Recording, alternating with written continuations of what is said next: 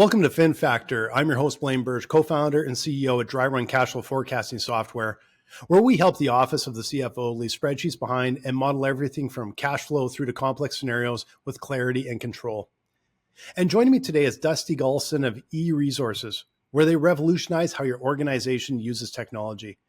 Today, we're pulling back the curtain on the relationship between the CEO and the finance team to dig into best practices for working together to build business through expansion, acquisition, and technology challenges. Welcome to the show, Dusty. Hey, thanks for having me. It's great to be here, Blaine.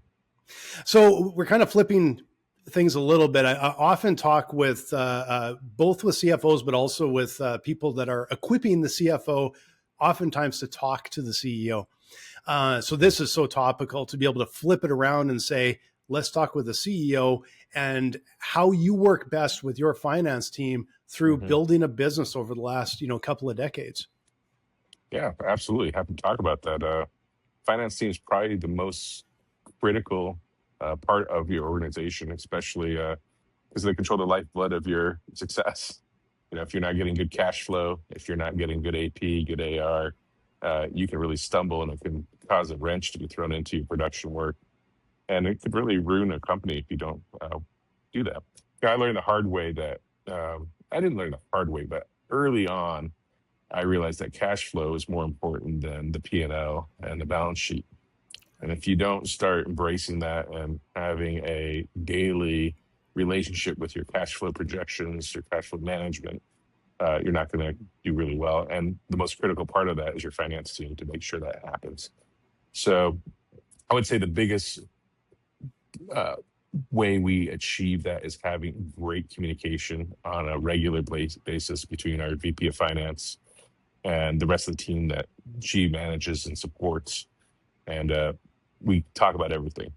And I want to make sure I'm always having my finger on the pulse of where we are in the finances. I've talked to other companies and other CEOs and, they're struggling here and there. I'm like, well, do you know what your cash flow is? And a lot of them don't.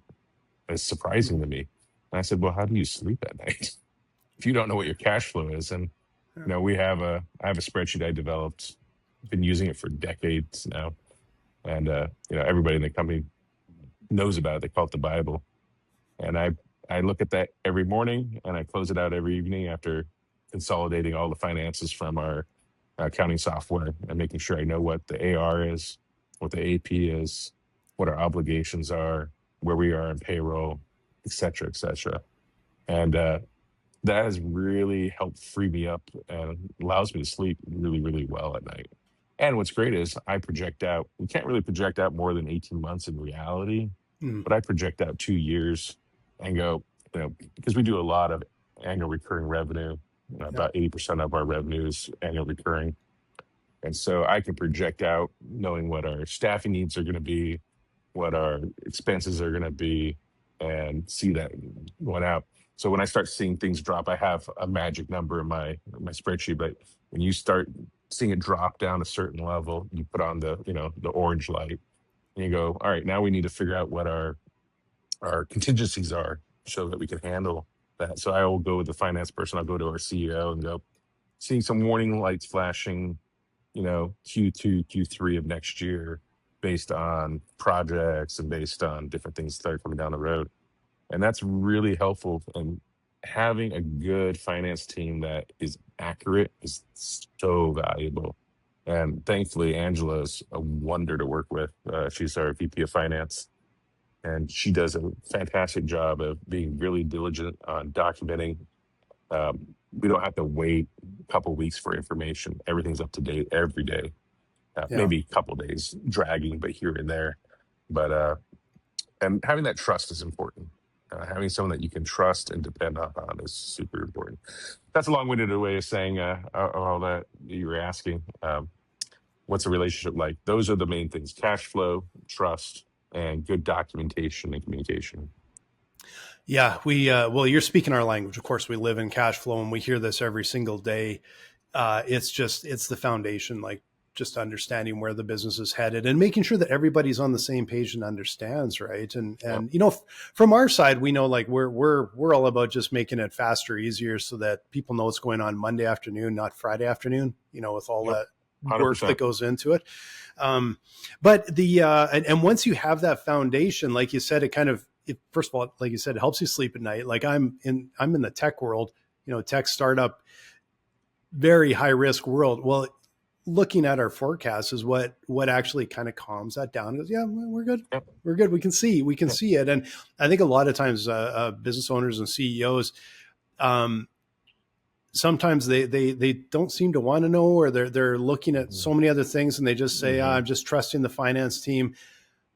But there's this gap there that I think it really hampers them from making some of those critical decisions when they just have sort of a ballpark idea of what's happening with the business, Yeah. right?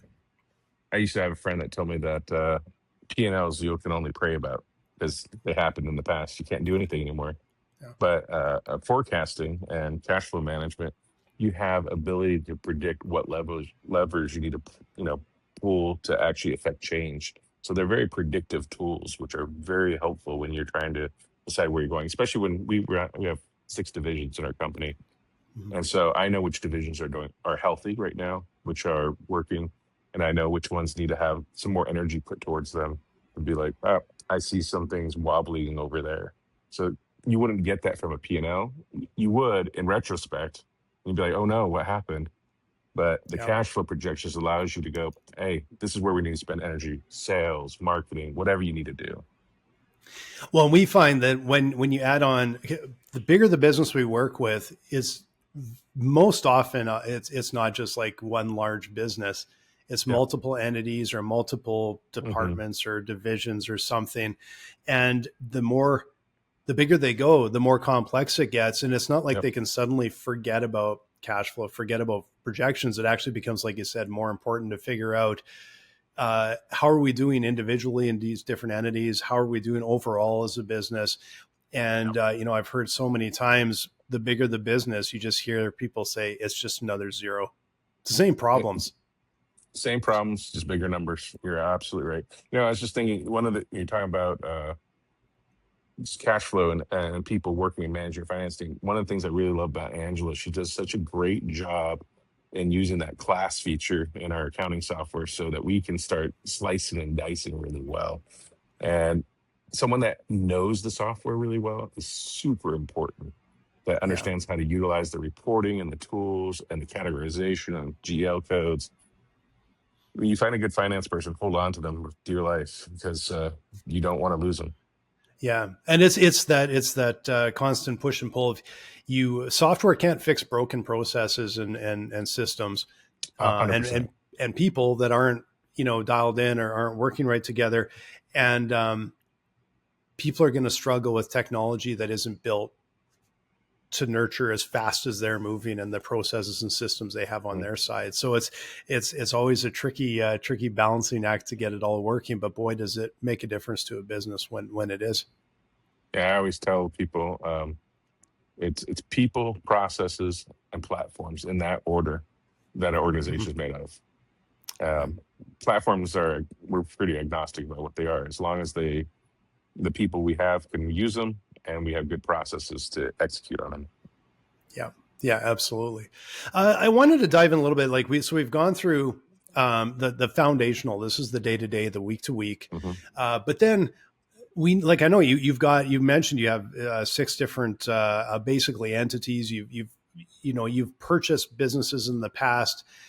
I want to dig into a little bit of some of the outliers where it's not the day to day, but it's like, hey, how do I work with a finance team? How do we get all of our management, our C-suite together to work together to purchase a business? And how do you get everyone on the same page from the, kind of maybe bigger picture business owner, CEO looking forward, and the finance team saying, okay, here's how and when we can do it? Yeah, it's a great question. And it is very much a collaborative event. It's not just the CEO and the finance person. You have to have the whole C-suite engaged on that process. First and foremost, we have an outside M&A consultant that we have on retainer, John Burley at Burley Online. Great guy. He's been with us for 15 years. And John knows our business intimately. And creating that relationship between your finance team and your M&A consultant is critical. And they have a great working relationship. Uh, John really helps focus us as a C-suite on quality of earnings, because that's a really important thing to have in an organization. And so when we look at acquiring a company, we look at the quality of earnings first. Is there a lot of AR? Is there, what are the expenses looking like? What's, EBITDA is the most important thing. We don't care about top line. So everyone's looking at it, and they're also looking at how does this integrate to our current structure as a company? Is this acquisition going to um, be a bolt-on to a certain degree? Or is it going to be something that's going to enhance us with a new kind of flavor to offer to our clients? So we don't just acquire for growth's sake. I was talking to someone about targets, and targets are arbitrary. What's really important when you're doing an acquisition is, does it make you a better company? Do the people, first of all, fit your company? Do they have attention to processes? And are their finances clean? you know Yeah. that's the hardest thing. A lot of organizations don't have clean finances, and we always ask for their last 3 to 4 years of their accounting software plus their bank statements, because we need to correlate that. We need to see where the money's really going at the end of the day. And I'm sure you see some pretty scary examples of that. We do sometimes with, especially when a CFO has come on board and they're trying to basically get everything under control. We've seen some amazing things. The number of bank accounts, the processes that are put in place, the disjointed technology, they don't talk to each other, so nobody knows what's going on, or it's so much work. Yeah. So how do you when you're looking to purchase a business, is it basically like turnkey where they come in and you're like, okay, we've vetted them, they really have it dialed in? Or would you ever look at it and say, well, we can probably get quite a bit better deal, but we're going to have to really clean this up when they come under our roof too? Yeah, absolutely. I would say probably for every 100 potential acquisitions, John goes through it and he runs it through. We have a litmus test, a spreadsheet, what do they have, and the financials. So we probably only get maybe 2 or 3 that can make it to the next round, that we're looking at, just simply because right fit, right people, etc. But when it comes to the financials, you're talking about bank accounts, multiple accounts. We've seen bank accounts where money's coming into that bank account from somewhere else, but it's not in the accounting software. It's not in the P&L. And so those are the things where you get the real story of what's going on, because there is no business that's perfect. Zero. A lot of skeletons in the closet, contracts where there was an email agreement somewhere back in like 2022 that said we don't have to pay for that and all that jazz. So by the time we get it as a C-suite to look at it, it's been pretty well vetted. And the next stage is doing the financial vetting, making sure the bank accounts all add up, making sure the tax statements add up, because we only do asset purchases to limit our liability, of course. But what else is really important in that whole process is that the earnings look consistent. And I think that's where you have to get the contracts out. You have to line them up with the P&L. And that's the due diligence there is pretty critical. Is that does that answer your question? Yeah, no, that's exactly it. And I've got a lot of questions, so I'm really curious about. I know this one is going to go a little bit further off track, but I think you mentioned it when you're buying a business, you're buying people, and I just want a little bit of insight there on how you integrate them into your team, but also especially in the finance area. So you're bringing in likely finance staff from another business, and it's like you've got your finance staff, and this is how we work it, and this is how we really have it buttoned up. What do you see as some of the ways to successfully sort of integrate these teams and successfully have the sort of the culture fit and the people work together? Yeah, culture fit's the hardest part, right?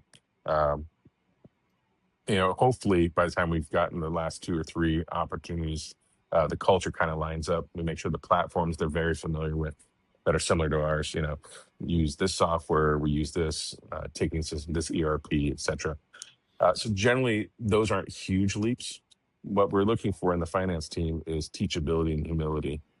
And the reason why we look at those two things is we have a process.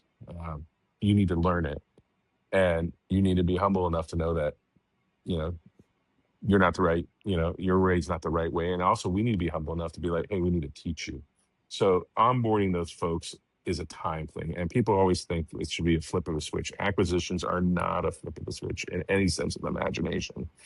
It, it's on average, I think it's taken us 2 to 3 years per acquisition to get them fully integrated, Hmm. where everything's running smoothly. And what happens is some people shake out of that process, right? Yeah. And that came over and they're like, no, I don't want to be part of this, or oh, it's too much to learn, or whatever. Hmm. So we're actually having a complete rebrand of our whole company and unifying all of everything in January. And that was a 3-year process. Because 3 years ago we acquired two companies within four months of each other, and I don't recommend that because that's a lot of work. Try one ingestion at a time. Yeah. Because we doubled the size of the company in 4 months, Hmm. and great companies, great people. We so grateful for the people that we were able to join our team, but it is a lot of work. And I think patience. You talk about what you do to integrate these folks. Be patient. It's not going to happen quickly, and sometimes it's interesting. And I'd love your opinion on this, Blaine. Some folks say, hey, you should just pull the band-aid and integrate them right away. Some folks say, let them run separately for about a year and watch them how they're doing. I, I don't know what the right answer to that is. We've done both, and both had their pluses and minuses. Yeah, and I honestly don't feel like I would have a lot of insight on that because it's anytime I'm kind of like anytime I've done something in business, I'm like, okay, this seems to really work well. This is what we're doing all the time, and then it's like no, it suddenly doesn't work, and so you flip it and go, well, actually, no, that actually works, and it feels like it's so much more of get the team together and talk about this and go, what is just the best route forward this time, with obviously some history or some pattern recognition involved, but it feels like every time you've got something really nailed down, it's always surprises come your way. And the more things stay the same, the more they change, for sure. And I think every company comes with its own idiosyncrasies that you have to just roll with. And like I said, be patient. Sometimes they integrate faster, sometimes they don't. I've had horror stories that I can tell you about, and I have had ones that have been smooth as butter. Yeah. And nothing was similar, right, on how you did it. So the other one area that I'm quite curious about, because we hear and see this all the time. So you're acquiring companies. They're likely not on the same like ERP or the same technology platform. Yeah. How do you start to reconcile that? When do you start to dig into that? And I know there's more than just like an ERP. There's all sorts of your internal like project management, CRM, your communication systems, your file sharing. There's a million things. How do you reconcile that? Because I imagine if you just kind of have a new business come in and say, okay, here's the list of stuff you're now using today, it might be a bit of a challenge to get adoption, right? Yeah, even just changing email. We had one company we brought over, and our director of engineering was like, all right, today's the new email address. And people, even though they were told, just freaked out. What about my old email? And I think, first of all, you have to have a good CEO. And we have a fantastic CEO. Crystal sees things broadly and looking at the impact on people. And I think platforms are not as important as people. And it's Mm-hmm. really important to over communicate. This is what we have here, but collaborate with them and go, this is where we want to go. And we're going to go there. Not saying that it's optional. We're going to go there. How can we make this transition easier for you? Mm-hmm. What do you need to know? And the overabundance of communication for these transitions are super important. They have to have a timeline. It has to be told it's happening. It's like my son, when you get him, he doesn't like change a lot. But if you tell him like the day before, just hey, tomorrow we're going to the dentist. instead of 8 in the morning when you wake them up. Instead of school today, we're going to the dentist. I mean, Yeah. you're going to have a lot of resistance to that. And the Mm-hmm. same thing in the company. When you're integrating, we have multiple platforms. In fact, we're about to do it in January, where we're combining into this one domain for all of our different divisions for email. And we're going to sunset Slack and all be in Teams because we're a Microsoft vertical Mm-hmm. company. You have people that hate Teams, people that hate Slack. Doesn't matter. You can't dodge that bullet. But if we Yeah. can communicate, hey, this is how we're going to do it smoothly. We're going to transition. Here's how the email is going to work. Here's, we're going to control your signature line because we're doing it through Microsoft AD, or we're going to use that to be able to communicate things to folks. Overabundance of communication. Don't do it rashly. And always collaborate with folks so that they feel that they're heard. And I think those transitions go a lot smoother. And this is a I shout out find, to Crystal. She taught me this. yeah. Well, and I love how you're talking about people first, people first, people first. I think we're inundated with too much news saying, "Hey, AI is going to take over the world and replace everybody," and I'm looking, going, "No, it's not. It'll be a nice tool in some cases for people, and in some cases, it probably will slow things down and make it a bit of a pain." We've But had many people that come to us after doing an AI adventure and asked us to fix it. So yeah. you can't compete with people. No, and it's so early on. It feels like the first, 5-10 years of the internet. It was early on, and it's 100%. settled in, and some of it's great, and some of it still seems broken. that's I'm sure how AI will feel, but it's. I think, done correctly, it will help with the types of Yeah, problems that, for communicating with sure. people and everything, and getting Automations. engagement and all that. Yeah. Yeah. Yeah, for sure. Yeah, people at the end of the day are the most important part of a company. Can't Yeah. dodge that bullet. Yeah, absolutely. And like we always say here, people do business with people. So the people are the most important thing in your business. They're also the clients. They're also the customer. And in the end, it's a person buying, your service or your product, and those relationships are paramount, right? Correct. And I guess that still comes back to that culture fit. I Yep. imagine the culture fit for you, like with 6 different businesses, and you have, it gets so complex of Hmm. how do you implement those sorts of cultural changes, and get everyone kind of on the same page with things like that, like how you do customer service and retention Yep. and sales and all of that. And that's the real tension, right? Because you got these 6 businesses and you want them to run really, really well. And so you're focused constantly on trying to make sure that they're healthy, the cash flow looks great, and you're looking at the next big thing. But at the same time, you need to pause. And I was just talking to another gentleman about this earlier today, actually. You got to take the time to communicate to your team. And I could do this much better, especially, and it has to come from the top. It has to come from the C-suite where they communicate with everybody. This is where we're going. This is a vision. This is our purpose. This is why we're here. And I think a purpose-driven organization that understands their value to their partners and their clients is going to be far more successful for, you know, leapfrogging across this big change. I think telling story is so important. This is our story. This is how you're part of our story. People want to be part of something. And if you let them know how, they're in this one division that's over here, that is important because this is why we're doing it. Because you're part of this bigger, more holistic approach to how we're serving our potential clients in the future and our current clients now. So I Mhm. think, again, communicating, telling the story makes it a lot easier and it keeps people more engaged. Yeah, buy-in is so critical, and we've been, even in our business, have gone through a pretty major pivot not too long ago, and it's you kind of know where you need to go from the market Hmm. perspective, but getting the engagement and painting the picture and the vision when there's going to be a lot of change is a real challenge. And I look back and I'm like, well, it worked.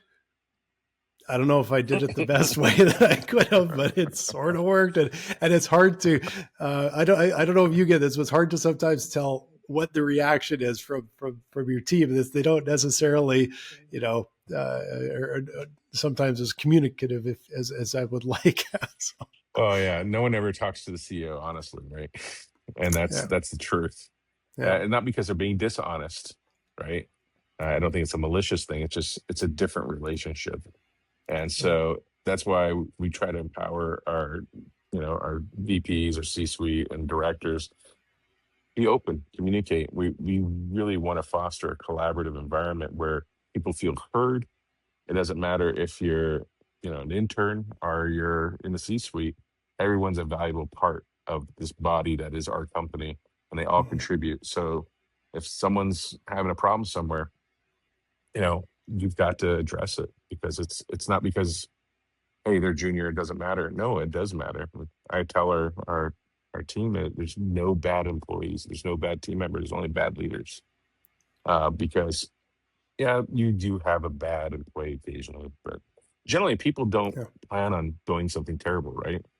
People aren't trying to mess up. They want to be Mhm. successful. So I think it starts at leadership and communicating, and especially listening. I think it's Mhm. the most critical part of this. And a lot of CEOs don't take time to listen. Short story, and I used to always tell people, speak to me in bullet points. And because I didn't have time, right? I got to make a decision. But it's in the story and the narrative that you actually get the real, true essence of what's trying to be solved. The bullet points are specifications, Mhm. and specifications, they tell, but it's really in the story that you actually understand what's the outcome and the expectations for the individual. And I think that's a great lesson. Like, I'm actually going to circle a little bit back to the finance team. That's a great lesson for the finance team, uh, to be able to bring context and bring story into the communication with the C-suite, communication with the CEO. We we hear this too often. Like, that there are a couple different types of businesses. We see ones like yours that there's a lot of communication, and they talk to each other and they're all on the same page, or at least the communication is really there, so they all understand. And there's other businesses sometimes we see where it just feels like it's the final step. Just report. Give me a Yeah, report, go away, no context, no communication. And I hate that. Hate that. Yeah. it's not effective. And the number of times that I've been talking with a CFO, and it's almost always these exact words: I need them to see this.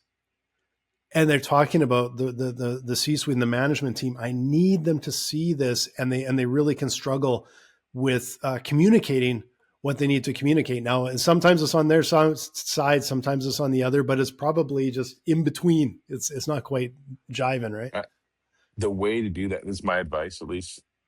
Whenever I say I wish they would understand this, ask myself, why do I want them to understand this? I ask myself that question. And then I go, oh, so I need to tell them the why this is important, and write out the expectation. Here's why it's important. And if we don't do this, this is the bad thing that's going to happen Yeah. and affect us. If we do this, is the good thing. And I think explaining why, especially in the finance team, is so critical. Why are we spending money on this? Well, we're doing it because we need to enhance this division to be doing more marketing. Oh, okay. And that marketing will lead to this or whatever it might be. Mhm. Always explain the why to your team. Never dictate uh, direction, because in the same measure, it's your finance team. You want them to collaborate. You don't want to just dictate to them, because you're going to lose great people if you start dictating everything. Yeah. You want to ask them, what do you think about this? What would you do? And get them to try to solve the problem. And you be the guide. And it's really your role as a CEO, as a guide. It's not a dictator. It's a Mhm. guide and an enabler for these people. And the finance team, I feel a lot of times gets shunted to the side as just numbers people. They're just objective data. They get us a report. Oh, you want them to be engaged in that report and go, here's why are we doing this? Well, quality earnings. Well, what's quality earnings? This is what it means. Oh, okay. So, or hey, we want to make sure that for those quality earnings, you don't have a contract that's not being aligned correctly. Where is that? So we try to involve every people along the chain on the why of something, especially the finance team. And thankfully, we have good people that can communicate that. Yeah. Yeah. I think that is the perfect message to end on, because that is it's the culmination of our entire conversation. It is such a key point, to bring the why, to ask the why, make sure that the communication is really happening there.